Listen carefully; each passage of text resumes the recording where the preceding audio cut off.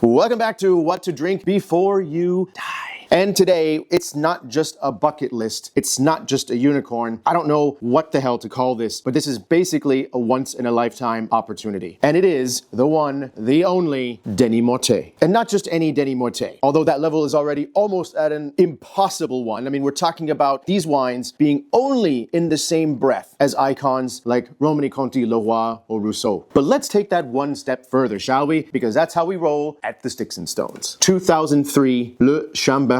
Sure, Chambertin is considered the king of wines, the choice of Napoleon Bonaparte himself, and often considered to be the most complete, complex, and majestic wine of all of Burgundy. Add to that the fact that Denis only owned 0.15 hectare of Chambertin. That translates to, in a good year, about 600 bottles for the world. Add on to that the incredible, the ridiculous, the unique 2003 vintage. The hottest year in France since 1540. What? There wasn't even anything invented back then, for God's sake. That's craziness. And the only vintage that might come close to this in modern times would be 1921. But basically, there were few, if any, living winemakers who had ever seen conditions like this, and they had no idea what the hell to do. Since I worked my first vintage in Burgundy in 2004, I had the pleasure of tasting in all the cellars, all of these 2003s, in barrel and still maturing. And it was incredible what I heard from the winemakers. I would ask, well, what do you think about 03? In my youthful stupidity, of course. What do you think about 03? It's low acid, right? Probably not gonna live. It's probably not blah, blah. Okay. We were all young and dumb once, right? But the responses were incredible. For some, it was exceptional. Vintage of the century. Oh my God, blah, blah, blah. With other winemakers, they said, I made this California bullshit. Blech. Others said, just pas. I have absolutely no freaking clue. Let's see. And then Meunier-Dubourg told me, all right, listen up, kid. Let me learn you something real quick. Tell me your favorite vintages again, what you really like to drink. And of course, I rattled off 47, 59, 66, 78, 85, 90. And she looked at me and said, yeah, notice something there, guy? And I was like, oh.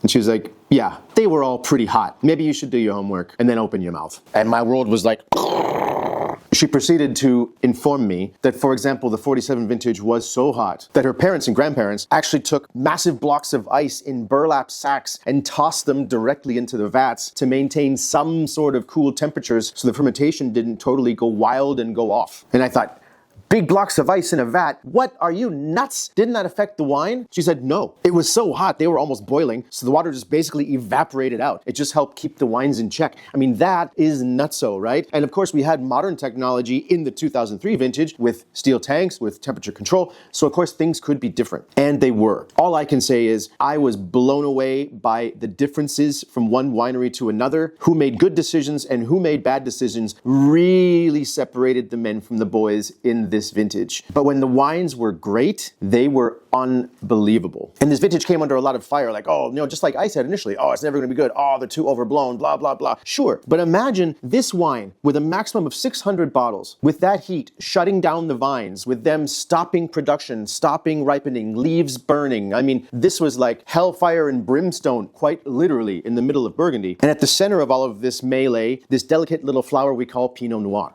Well, suffice it to say that there were probably only about 450, maybe 500 bottles of this thing ever produced. And let me tell you, oh, the perfume, oh God, sweet Jesus. Okay, if this is what a disaster makes, I wish there were more of them.